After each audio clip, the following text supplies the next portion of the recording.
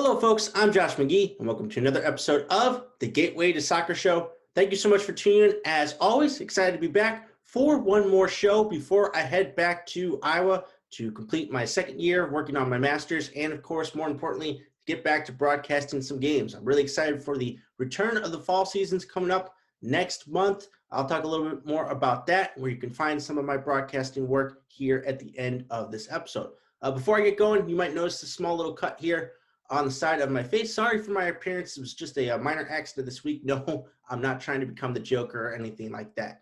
But we have a great show for you all this week. A lot to talk about, a lot to preview in terms of coming up here in the next month or so. I got a little bit of an English Premier League season preview for you all because that starts next weekend, if you believe it or not, the earliest start ever to the season. So we're going to preview some of the burning questions ahead of this upcoming season. Going to talk about some transfers because, of course, that's what's been going on here during the summer. And, of course, we'll end the show talking a little bit about some St. Louis City SC. But we've got to start off with the Women's Euros. We finally have a final matchup between the two last teams involved in this tournament. It's been a great tournament so far, and it happens to be a rivalry that has stood the test of time, that goes way back several decades. It crosses both men's and women's soccer, and it's going to be very exciting to have this one in the final. So that's where we got to start off with this episode.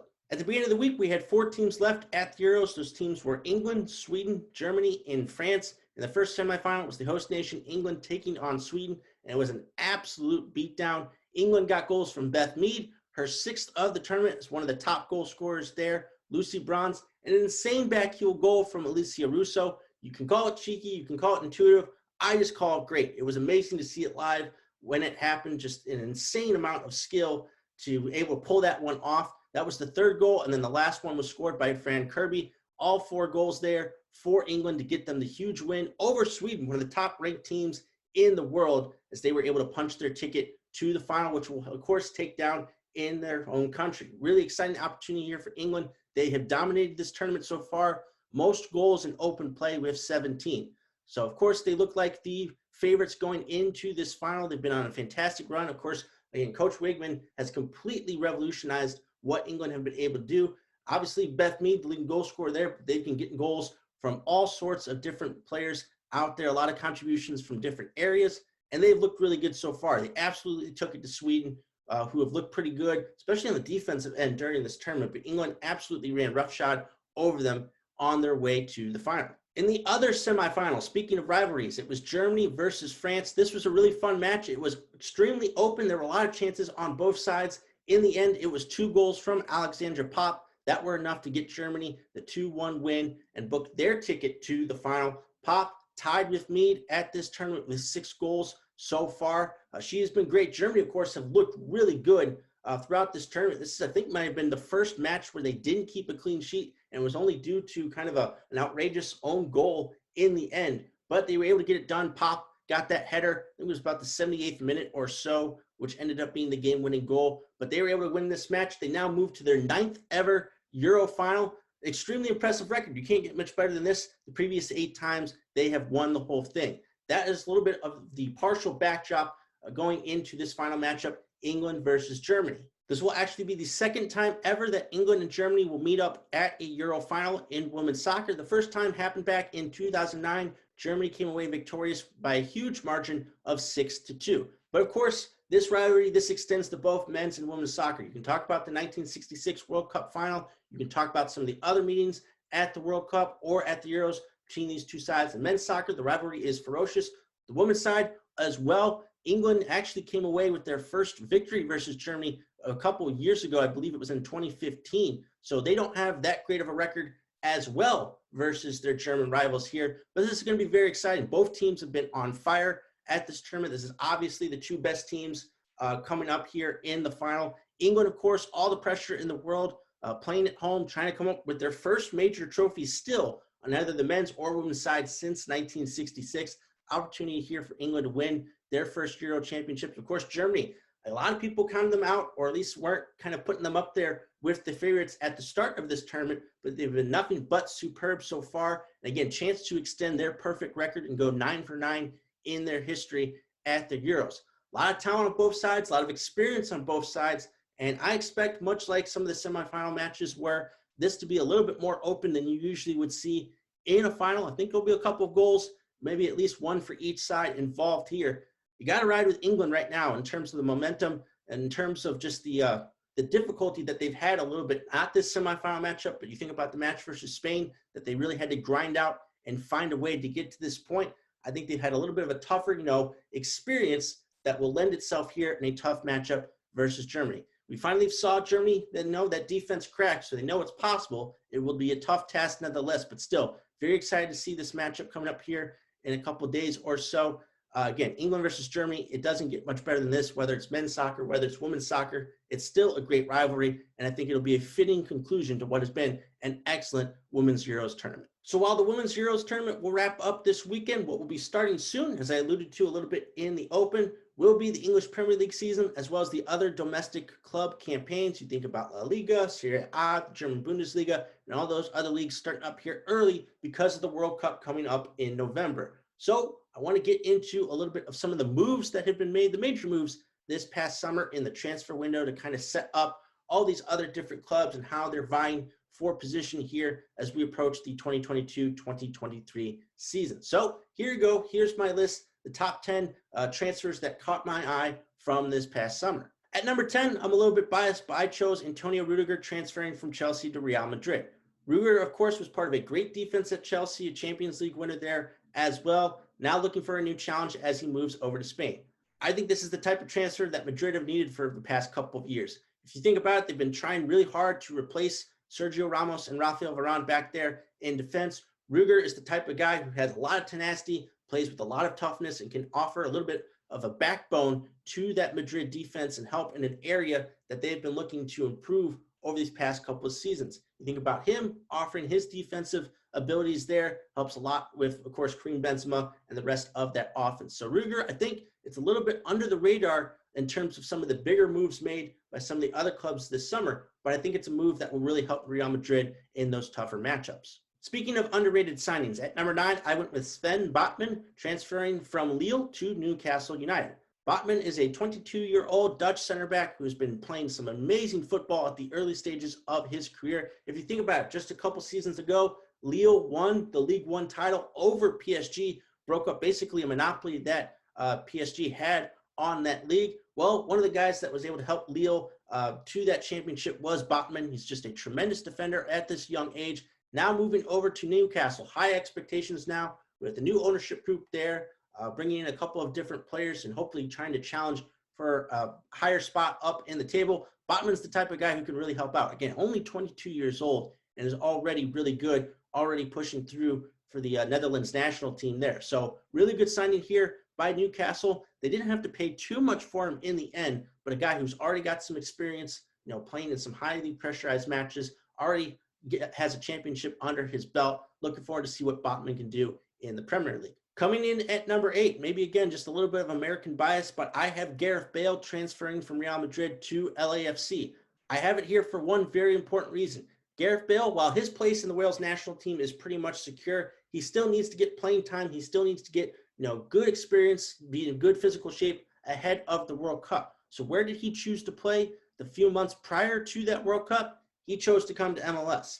Again, already has a goal for LAFC. Going to be exciting this weekend where he appears for the first time at home. Big matchup, LAFC versus Seattle Sounders FC. But already the move looks to be a really good one for both Bale and for LAFC, who right now are at the top of the Western Conference. So he's coming into a club who are already playing really great football and have high expectations. So that will also motivate him as well. But still, the important thing is, ahead of Wales, participating in the World Cup, Bale has chosen to come to MLS and compete and, up his physicality, continue to stay fit, and continue to still play high-level football. I think that's huge for the league. I think it's big for, of course, for LAFC as well to have someone of the caliber of a Gareth Bale in their squad. So again, I think it's a huge deal. Bale, honestly, one of probably more of the higher profile guys to ever join MLS. Really looking forward to see what he can do over these next few months before, of course, we're all going to have to root against him as Wales takes on the U.S. Up next, I've got Paul Pogba moving from Manchester United back to Juventus. Think about this. Just a few years ago, Pogba made the exact opposite transfer for a then record 105 million euros. This past season, he moves back to Juventus on a free transfer. That's how much things have gone rotten for Pogba at United. It just wasn't working out. Now he hopes to move back to Juventus and kind of rediscover his form that had him being one of the top 10 players in the world. He moves back there with his old manager in Allegri, moves back to Juventus where he had a lot of success. Right now, he's kind of dealing with a little bit of a knee injury in preseason, might delay a little bit of his start, but still, I'm looking forward to seeing Pogba potentially bouncing back. Again, getting back to that status of being the world's best players there in the center of midfield. Just someone who needs the proper motivation to play in the proper system. Playing at Juventus, of course, you know you're going to be playing for trophies every season. So this is an important, kind of step in Pogba's career to get back to that form that he once showed. So again, hoping for the best for him, and we'll see what he can do in his return to Juventus. Coming in at number 6, I have Raheem Sterling moving from Manchester City to Chelsea. I think this is a pretty big deal because if you think about it, Sterling didn't have to leave Manchester City and City didn't really have to let him go. But he's looking for a new challenge. He's done everything he possibly could at City, except for, of course, win the Champions League. And now he moves to the club that also will be playing in the Champions League next season. And I think he can get more consistent game time at Chelsea. You know Pep and Manchester City, they're always rotating in and out. Guys, they have tremendous depth over there in order to keep everyone fresh. But Sterling now moves to a club where he's really needed at this point. You think about Chelsea, yes, they have a ton of great attacking names on paper, but those names just have not worked out. Hakim Ziyech, Timo Werner, unfortunately Christian Pulisic, and some of these other guys. What Sterling brings is consistent production. I remember seeing a graphic. They put his stats up versus Sadio Mane throughout their careers as English Premier League players. Sterling actually had better stats. He's been incredibly consistent, especially since joining Manchester City, and he brings that type of consistency to a Chelsea squad that badly needs it in terms of scoring goals. That's what they struggle with the most here over the past couple of seasons. Sterling is the type of guy who can help alleviate some of that pressure. So I'm interested to see. I've never been a huge Sterling fan, but again, someone who can be a source of consistent offensive production is badly needed at this club. So I'm looking forward to seeing how he can help in that area. We'll see if it really damages City at all. Of course, with that tremendous depth, probably not, but we'll see. It's going to be weird seeing Sterling in Chelsea blue rather than Manchester City blue. Moving into the top 5, I have striker Darwin Núñez moving from Benfica to Liverpool. Núñez coming off of a record-breaking season there in the Portuguese league. He had 30-plus goals there, had some great moments in the Champions League. Now he moves to Liverpool with tremendous expectations, and he fills a long-time hole there, in my opinion. Roberto Firmino has not been the same over the past few seasons. Liverpool have been desperately lacking a striker in front of net who can bang in goals. We know about Mo Salah. He's going to still find ways to get the ball in the back of the net, but they now don't have Sadio Mane on the other wing at this point here in this upcoming season. So Núñez definitely going to be depended upon to score a lot of goals. We'll see if he can do it. He faced a lot of early criticism on in the preseason before, of course, he went on to score. I think it was 4 goals there in that one preseason match for Liverpool. We'll see. Big time transfer fee, big time expectations. We'll see if he can live up to the hype because Liverpool are desperately going to need him if they hope to challenge for not just the English Premier League title, but in the Champions League as well. Just ahead of Núñez at number 4, I have another Premier League striker at this spot, Gabriel Jesus, moving from Manchester City to Arsenal. Again, similar type of situation to Sterling in the fact that he was looking for more consistent playing time. Similar situation to Núñez as to where I think he fills a long-time hole. You think about it. Pierre-Emerick Aubameyang, gone. Alexandre Lacazette, gone. Nicolas Pepe has not found the form that he found in League One with Arsenal. They are desperate need of a striker, and that is something that Jesus, of course, has done really good while in his time at Manchester City. He just hasn't gotten the time, right? He's been behind Sergio Aguero, and of course, City bring in a name that I'll talk about here in just a little bit that kind of prevents Jesus from playing. Moves over to Arsenal. He's already looked good in a couple of preseason matches that I've seen.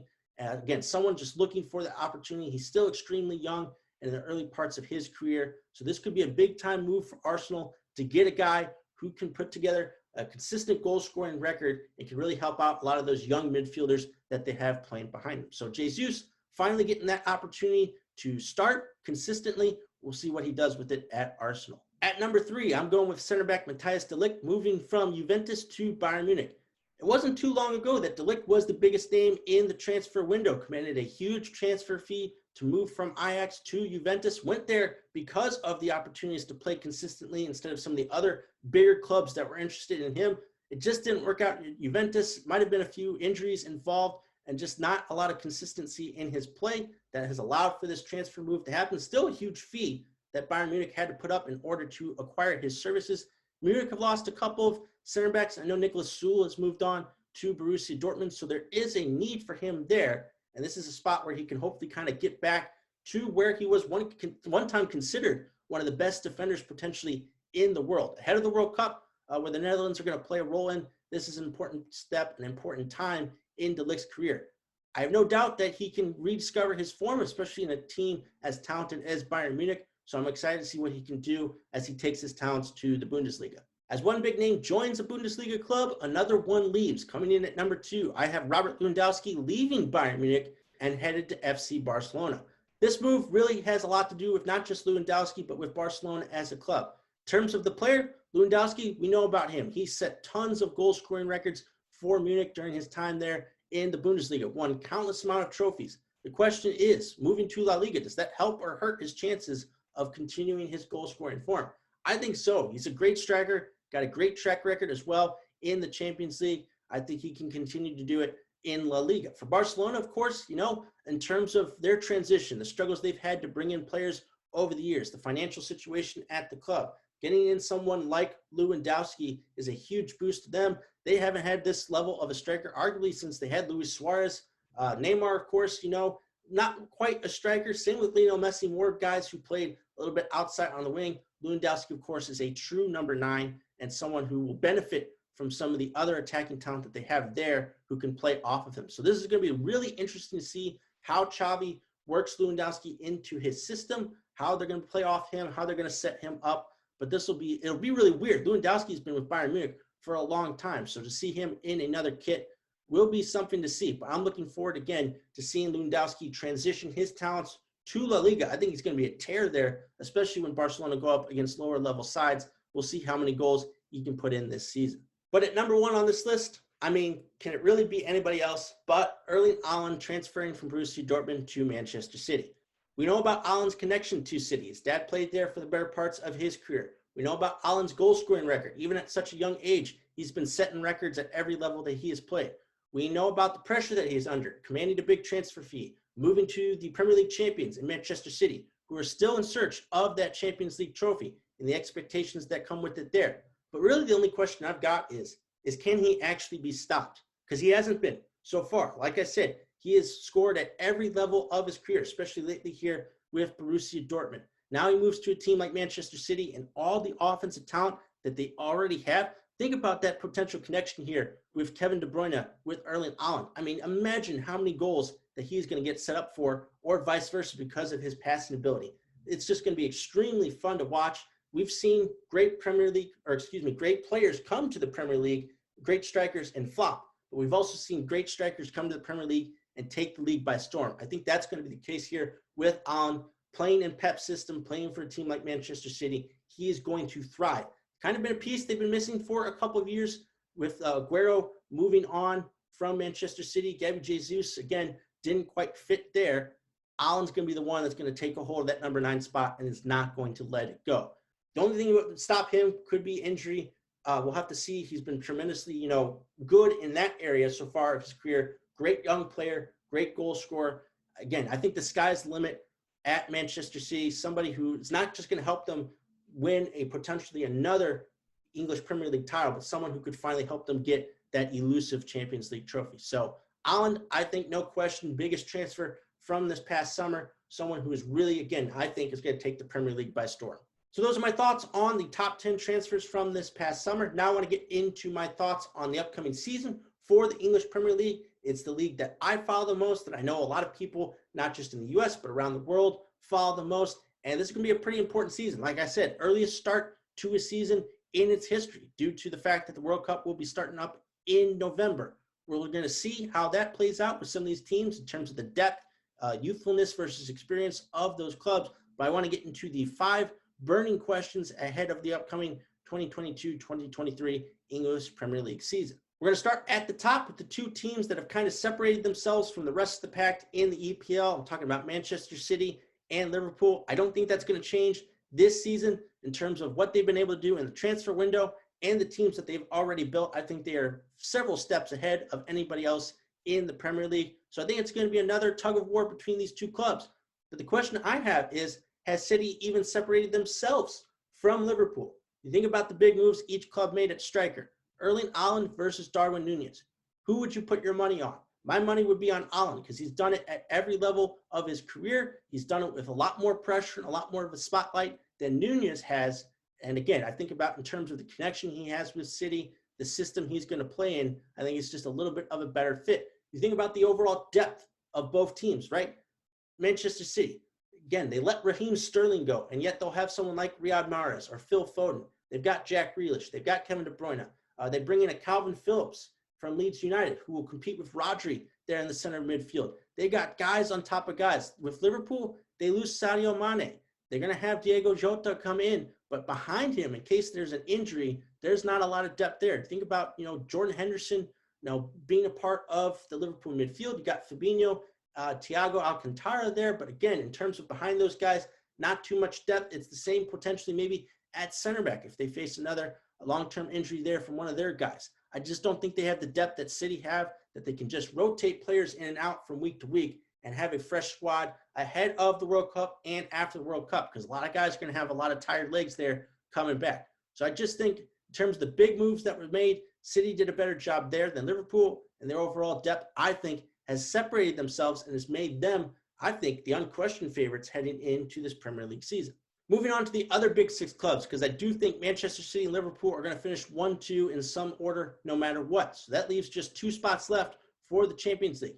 A lot of changes at these other big 6 clubs this past summer. I want to know which changes are going to help lead to 2 of those clubs taking those last few Champions League spots. Think about it. The Todd Boehly era begins at Chelsea, right? New ownership now with Roman Abramovich gone. Couple signings in the summer transfer window, but for the most part, this is going to be the same team for the moment. Can Tuchel get the best out of them once again? In terms of following up winning the Champions League, it was a little bit of a disappointment last season because there were expectations that they would challenge Manchester City and Liverpool. That did not happen. We'll see now with a couple of players having gone, especially on the defensive end, if Chelsea can maintain their defensive form and if they can get a lot more goals from the talent that they have. Think about Manchester United, new manager in town, Erik ten Hag, in terms of what can he do with this Manchester United squad. Questions right now about Cristiano Ronaldo. Is he going to play a part? Are they going to have to find a way to play without him? Is the defense fixed? That seems to have been a big problem. I know they just brought in Lisandro Martinez, but I don't think that's going to fix all of their problems. Of course, Paul Pogba is gone officially. We're going to have to see how United adjust under a new manager. Antonio Conte, first full season in charge at Spurs. I mean, his first partial season was a tremendous success. He got them to the Champions League, big win over the rivals Arsenal there in the final few weeks. A lot of summer signings here for Spurs. They bring in Ivan Perisic from Inter Milan, Linglet there from Barcelona, Richarlison from Everton. So he's got kind of a little bit more of the depth solution there. So we'll have to see with these new signings, can Conte get it done in his first full season. Of course, Arsenal, they've made a lot of changes as well. Gabriel Jesus, Zinchenko in from Manchester City, along with a few other signs. You talk about that young midfield core with Odegaard. You've got Smith Rowe. You've got Saka. What can they do as a group here with Mikel Arteta? They seem to kind of start discovering things a little bit there at the end of the season until they ran into Tottenham. So we'll have to see if they challenge for a Champions League spot there as well. If you had to ask right now, I would say Chelsea for sure will get one of those 2 other spots. Right now, I think it's also a toss-up between Arsenal and Tottenham. I don't see United making the necessary improvements, especially if they lose Ronaldo. That's going to be a huge blow. Between Spurs and Arsenal, right now I think it's pretty close. We'll have to see which one edges each of the other club out this time around. But it should be a good battle for those other 2 Champions League spots. My next question concerns the clubs who will be pushing some of those other clubs potentially for maybe a Champions League spot, or at least competing for the Europa League spot. Last season, it was West Ham United who was amongst the big boys and trying to compete for one of those spots, had a tremendous season there. They've been near the top of the table for the past few years. You think about Leicester City, you think about Wolves. Who's going to be this year's basically West Ham? I think those clubs, they'll be in and around those spots, but I'm looking at 2 others here to potentially rise up from the mid-table. I'm looking at Aston Villa, and I'm looking at Newcastle United.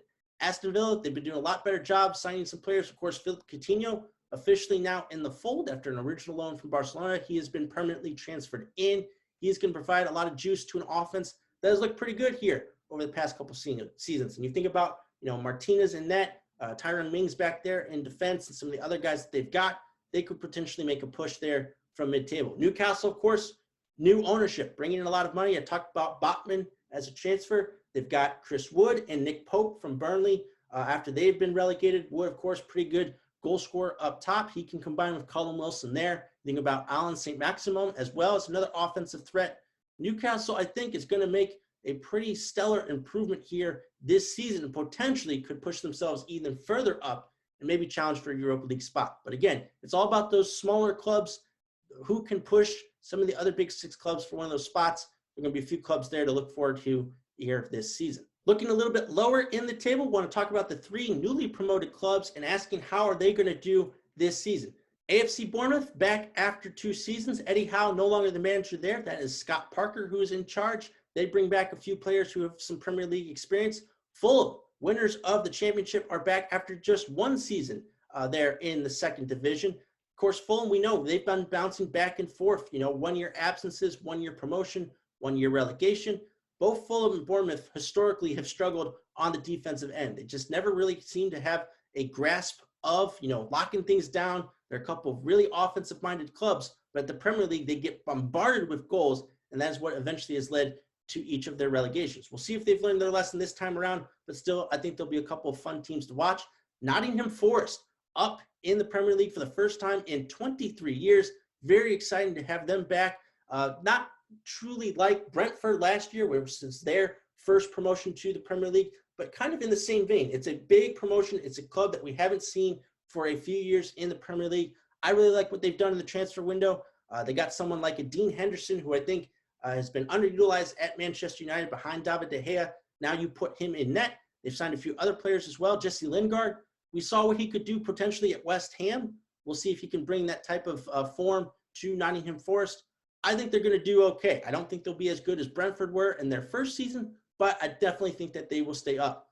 For Bournemouth, I'm a little bit worried about them in terms of them going straight back down because of just the thinness of their squad. And again, the defensive depth, I'm a little bit worried about. Fulham, I'm a little bit more optimistic. I'm hopeful that they will find a way to stay up. Again, Craven Cottage, still one of my favorite footballing grounds in all of the sport. I'm kind of hoping, even though they're a London rival, that they find a way to stay up. So we'll have to see. Again, 3 exciting teams, I think, that will bring a different atmosphere, a different perspective to the Premier League this season. And again, the big question will be how many of them will avoid just a 1-year tenure here in the Premier League. And lastly, a question I think that is on the mind of a lot of American fans is, how will Jesse Marsch do after keeping Leeds United up in the Premier League?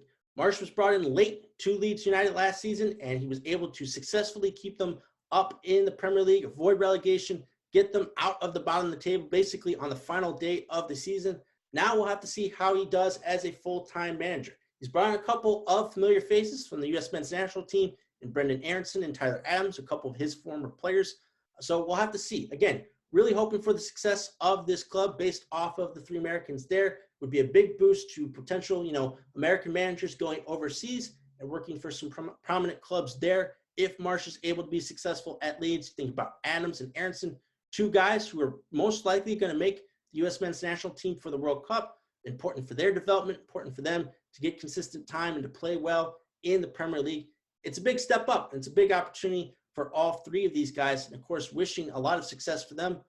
But they're going to be up against it. Leeds, they've got a lot of attacking talent. But remember, they've lost Calvin Phillips. They've lost Rafinha, a couple other names as well. It's going to be just as tough competing in the Premier League as it was last season, and for them to just avoid relegation.